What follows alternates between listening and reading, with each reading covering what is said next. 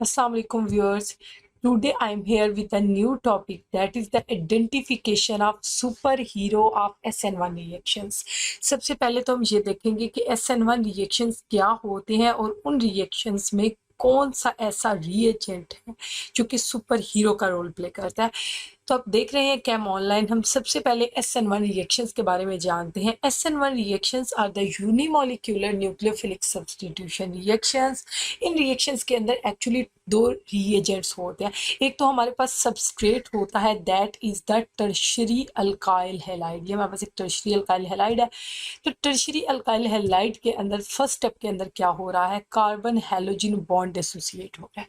तो हमने ये देखना है कि इस बॉन्ड एसोसिएशन के पीछे कौन सी ऐसी चीज़ है जो इसे एक्टिवेट करती है इस बॉन्ड को डिसोसिएट होने के लिए। क्योंकि कोई भी हम जब पढ़ते हैं कि बॉन्ड फॉर्मेशन होती है तो एक्चुअली हम ये बात करते हैं कि बॉन्ड फॉर्मेशन के नतीजे में स्टेबिलिटी गेन होती है। तो यहाँ पे तो हम बॉन्ड ब्रेकिंग पढ़ रहे हैं और हम कह रहे हैं कि यही हमारा स्लोएस्ट स्टेप है, रेट डिटर्मिनिंग स्टेप है, फर्स्ट स्टेप है इस मैकेनिज्म का। तो इस बॉन्ड ब्रेकिंग के पीछे कौन सा ऐसा पैरामीटर है, तो वो है यहाँ पे सॉल्वेंट। जो सॉल्वेंट आप यूज करेंगे वो सॉल्वेंट इस चीज को फैसिलिटेट करेगा, तब ये बॉन्ड ब्रेक होगा। क्योंकि इस बॉन्ड की बॉन्ड एनर्जी ज्यादा होती है और ये बॉन्ड खुद ब खुद ब्रेक होना नहीं चाहता। तो इस चीज को, इस एक्टिवेशन एनर्जी बैरियर को कम करने के लिए सॉल्वेंट कुछ रोल प्ले करता है। तो हमारे पास कार्बोकैटायन जनरेट होता है। अब सॉल्वेंट का जो रोल है, क्या सॉल्वेंट सिर्फ वाटर ही हो सकता है या हम कोई और सॉल्वेंट भी यूज कर सकते हैं, और अगर हम सॉल्वेंट यूज करते हैं तो सॉल्वेंट की क्या प्रॉपर्टीज होनी चाहिए। तो हमारे पास जो मोस्ट वाइटल चीज है वो ये है कि हमारा जो सॉल्वेंट होना चाहिए वो पोलर प्रोटिक सॉल्वेंट होना चाहिए। पोलर प्रोटिक सॉल्वेंट्स कौन से सॉल्वेंट्स होते हैं और उन्हें किस हद तक पोलर होना चाहिए। तो यहाँ पे मैं आपको एक टेबल दिखा रही हूँ जिसमें डिफरेंट पोलर प्रोटिक सॉल्वेंट्स मौजूद हैं। अमोनिया है, टर्शी ब्यूटानोल है, एन प्रोपानोल है, एथानोल है, मैथानोल है, एसिटिक एसिड एंड वाटर है। तो इनमें से हमने ये देखना है कि सबसे ज्यादा पोलर सॉल्वेंट कौन सा है, क्योंकि ये सारे प्रोटिक तो हैं, they can donate a proton, लेकिन ये कितने पोलर है। तो पोलैरिटी को मेजर करने के लिए हमारे पास जो क्राइटेरिया है वो है dielectric constant of the solvent, कि हमारे पास जो सॉल्वेंट है उसकी पोलैरिटी कितनी है वो हमें उसके डाई इलेक्ट्रिक कांस्टेंट की वैल्यू को देख के पता चलता है। तो अब यहाँ पे मैंने सबकी डाई इलेक्ट्रिक कांस्टेंट की वैल्यू मेंशन की हुई है। तो आप देखें सबसे हाईएस्ट वैल्यू जो इस टेबल के अंदर, ओवरऑल बात नहीं करी, इस टेबल के अंदर हाईएस्ट वैल्यू है वाटर के लिए जो कि है 80। तो हमारे पास वाटर की डाइलेक्ट्रिक कांस्टेंट की वैल्यू इतनी हाई है, इसका मतलब है वाटर बहुत अच्छा पोलर सॉल्वेंट है। तो ये पोलर सॉल्वेंट क्या करता है, एक्चुअली डाइलेक्ट्रिक कांस्टेंट हमें ये बताता है कि ये सॉल्वेंट कितना फैसिलिटेट करता है बॉन्ड ब्रेकिंग को और हमारे पास आयन फॉर्मेशन को। यहाँ पे क्या लिखा हुआ है कि आयन फॉर्मेशन को ये चीज फैसिलिटेट करती है, ये बॉन्ड, ये पोलैरिटी जो है ये फैसिलिटेट करती है एक्चुअली कि बॉन्ड किस तरह से डिसोसिएट होगा। तो ये किस तरह से, इस रिएक्शन को हम कहते हैं सॉल्वोलाइसिस रिएक्शन। तो ये सॉल्वेंट हमारे पास वाटर भी हो सकता है, उसके अलावा मेथनॉल भी हो सकता है, क्योंकि आपने देखा कि वाटर के बाद हमारे पास जो कम अमाउंट है, जो कम वैल्यू डाइलेक्ट्रिक कांस्टेंट तो मेथनॉल किया। तो मैं यहाँ पे आपको दो चीजें पढ़ाऊंगी, एक तो हाइड्रोलिसिस पढ़ाऊंगी कि वाटर किस तरह से डिसोसिएशन करवाता है, उसका पूरा मैकेनिज्म दिखाऊंगी, और सेकेंडली मैं ये बात करूंगी कि मेथनॉल जो है वो कितना अच्छा सॉल्वेंट है और वो किस तरह से सॉल्वोलाइसिस करवाता है, कार्बोकेटाइन फॉर्मेशन को फैसिलिटेट करता है। इस कार्बोकेटाइन फॉर्मेशन के लिए जो एक्टिवेशन एनर्जी चाहिए उस एक्टिवेशन एनर्जी को कैसे कम करता है ताकि हमारा रिएक्शन तेज हो, स्पीड अप हो।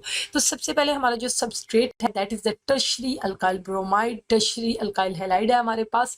तो यहाँ पे आप देख सकते हैं कि कार्बन हैलोजन बॉन्ड हम चाहते हैं कि ब्रेक हो। एक्चुअली ये बॉन्ड पोलर बॉन्ड है जिसमें कार्बन की इलेक्ट्रोनेगेटिविटी और ब्रोमीन की इलेक्ट्रोनेगेटिविटी का फर्क होता है, जिसकी वजह से इस बॉन्ड के अंदर पोलैरिटी है। कार्बन के ऊपर कम इलेक्ट्रोनेगेटिविटी होने की वजह से पार्शियल पॉजिटिव चार्ज, जबकि ब्रोमीन की इलेक्ट्रोनेगेटिविटी कार्बन से ज्यादा है, इसलिए इसके ऊपर पार्शियल नेगेटिव चार्ज है। तो ये हमारे पास एक पोलर बॉन्ड है। इस पोलर बॉन्ड को कैसे वाटर डिसोसिएट करवाता है, कैसे ब्रेक करवाता है। एक्चुअली वाटर के अंदर दो पार्ट्स होते हैं, एक तो है most highly electronegative oxygen atom and the other is the hydrogen atom. तो जो ऑक्सीजन एटम है उस पर हमेशा पार्शियल नेगेटिव चार्ज होता है और जो हाइड्रोजन होता है उस पर हमेशा पार्शियल पॉजिटिव चार्ज होता है इस केस के अंदर।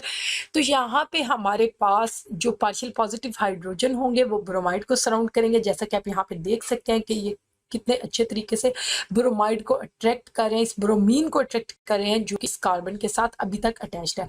और उसके बाद हमारे पास जो ऑक्सीजन है जिन पे पार्शियल नेगेटिव चार्ज है और अच्छा खासा नेगेटिव चार्ज, पार्शियली अच्छा खासा नेगेटिव चार्ज होता है, ये हमारे पास इस कार्बन को सराउंड कर रहे हैं जो कि एक इलेक्ट्रोफिलिक साइट है, तो इस पे पार्शियल पॉजिटिव चार्ज है। और तो हमारे पास क्या होता है नेक्स्ट स्टेप के अंदर, मैं आपको ये मैकेनिज्म दिखाती हूँ कि किस तरह से वाटर आता है, किस तरह से वाटर आ रहा है और आके इस हमारे जो हमारा अल्काइल हैलाइड है इसे सराउंड कर रहा है। वाटर के मॉलिक्यूल्स आएंगे, सॉल्वेट करेंगे इस टर्शरी अल्काइल हैलाइड को, और आप देखें कि सेम उसी तरह से हाइड्रोजन जो है वो ज़्यादा अट्रैक्ट कर रहे हैं ब्रोमीन की तरफ। तो अब ब्रोमीन है, ये कार्बन हैलोजन बॉन्ड डिसोसिएट हो गया। ब्रोमाइड जो है उसे सारे हाइड्रोजन से सराउंड किया हुआ है। देखें वाटर के हाइड्रोजन ने कितनी अच्छी यहाँ पे आयन डाइपोल इंटरेक्शन की हुई है, क्योंकि वाटर हमारे पास यहाँ पे एक डाइपोल है और ब्रोमाइड एक आयन है। तो यहाँ पे एक आयन डाइपोल आप यहाँ पे देख सकते हैं, ये हमारे पास आयन डाइपोल है, उसको ये आयन डाइपोल है, ये आयन डाइपोल है, ये आयन डाइपोल है। तो यहाँ पे एक एडिटिव इफेक्ट है, नंबर ऑफ आयन डाइपोल्स बन गया। दूसरी तरफ आप देखें कि ये कितनी अच्छी तरह हमारा ये जो कार्बोकैटाइन बना है, इससे कितनी अच्छी तरह ऑक्सीजन ऑफ द वाटर ने सराउंड किया हुआ है। तो यहाँ पे भी तो आयन डाइपोल इंटरेक्शन है जो कि वाटर के ऑक्सीजन और कार्बोकैटाइन के दरमियान मौजूद है। तो यहाँ पे आप देखें एडिटिव इफेक्ट है, यहाँ पे भी आयन डाइपोल इंटरेक्शंस मौजूद है जो कि इस कार्बोकैटाइन को स्टेबल कर रही हैं। तो मुझे तो ये बहुत अच्छा सा मैकेनिज्म लगा और मेरा ख्याल है कि इस तरह से स्टूडेंट्स बहुत अच्छी तरह से इसे समझ सकते हैं। तो अगर आप इसे फिर देखना चाहें तो आप वीडियो को रिवाइंड कर सकते हैं। वैसे मैं भी इसे रिपीट कर रही हूँ कि किस तरह से सॉल्वोलाइसिस हो रही है। तो एक्चुअली सॉल्वोलाइसिस को हम कहते हैं हाइड्रोलाइसिस, और हम कहते हैं कि वाटर की सॉल्वेशन पावर बहुत अच्छी है, इसकी वजह से इस तरह से हमारे पास एक प्रोसेस हो रहा है।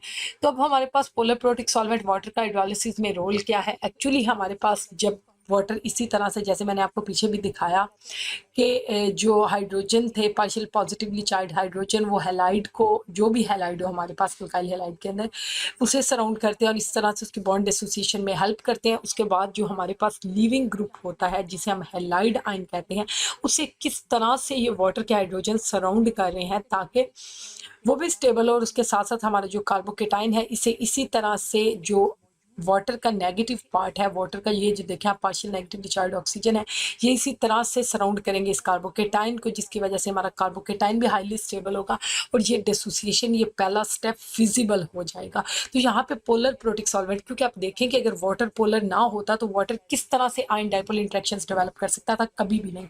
हमें पोलर सॉल्वेंट चाहिए। तो यहाँ से आपको अंदाजा हुआ कि SN1 रिएक्शंस के अंदर पोलर सॉल्वेंट की कितनी इंपॉर्टेंस है, कि अगर पोलर सॉल्वेंट ना होता तो इस रिएक्शन की फिजिबिलिटी कम, बहुत कम, बहुत कम, बहुत कम हो जाती। क्योंकि अगर हम गैसियस फेज में इस अल्काइल हैलाइड को डिसोसिएट करवाना चाहें, जो कि अल्काइल ब्रोमाइड अगर हम लेते हैं, तो उसके लिए हमें 630 किलो जॉल पर मोल एनर्जी चाहिए।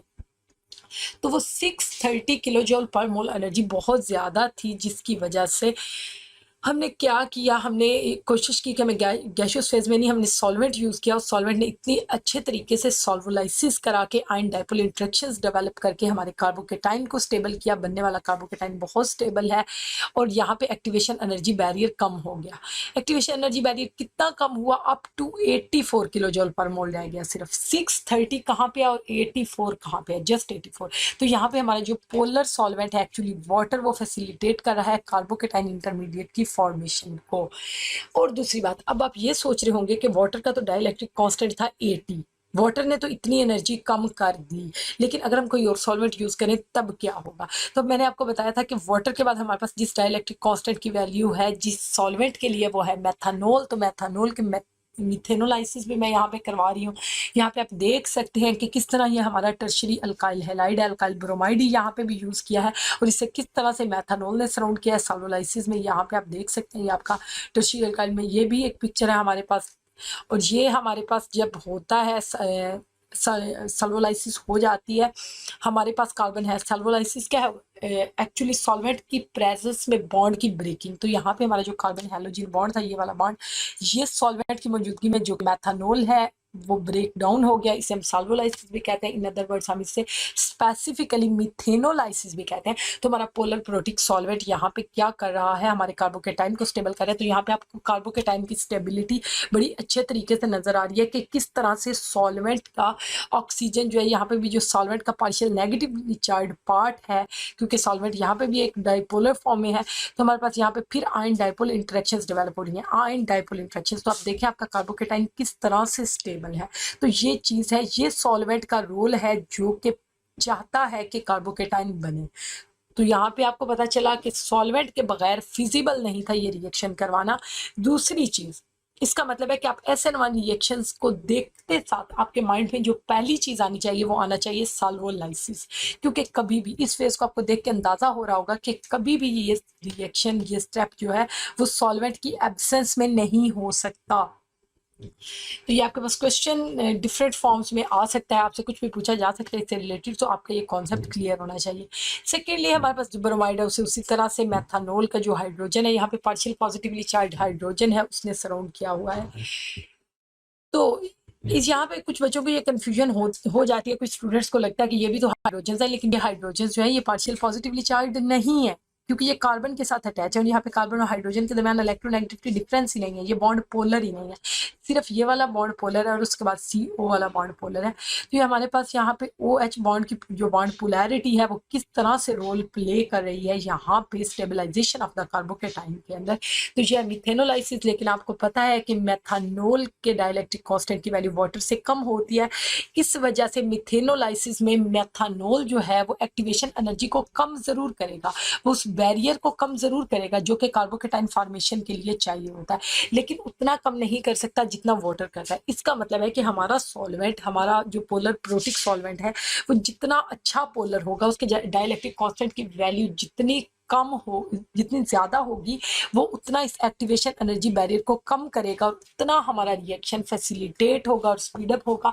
तो हमारा रिएक्शन एक्चुअली क्या था, हमारा रिएक्टेंट था टर्शियरी अल्काइल हैलाइड, जो कि फर्स्ट स्टेप में के अंदर एक एनर्जी बैरियर को, लेकिन यहाँ पे मैं आपको कौन सा एनर्जी बैरियर दिखा रही हूँ, वो कम वाला एनर्जी बैरियर जो कि वाटर की प्रेजेंस में हमारे पास आता है, जो कि मैंने आपको बताया था 84 किलो जूल पर मोल का एनर्जी बैरियर है, 630 वाला नहीं है, नहीं तो ये पीक बहुत हाइट पे चली जाती है और शायद यहाँ पे स्क्रीन पे फिजिबल नहीं था उसे दिखाना, इससे भी ज्यादा ऊपर चली जाती और वो रिएक्शन की फिजिबिलिटी नहीं रह जाती थी। तो इस वजह से रिएक्शन फिजिबल ही नहीं था, तो हम उस बैरियर को देख के भी क्या करते। तो यहाँ पे हमारा जो टर्शियरी अल्काइल हैलाइड है, जो हमारा रिएक्टेंट है, वो वाटर की मौजूदगी में, मतलब यहाँ पे हाइड्रोलिसिस हो रही है। सॉल्वोलाइसिस को स्पेसिफाई करें तो दिस इज द हाइड्रोलिसिस। तो हाइड्रोलिसिस में क्या होता है, ये किस तरह से इस टर्शियरी अल्काइल हैलाइड को कार्बोकेटाइन में कन्वर्ट करता है। यहाँ पे कार्बोकेटाइन बन गया, बनने के बाद साथ एक क्लोराइड आयन बन गया।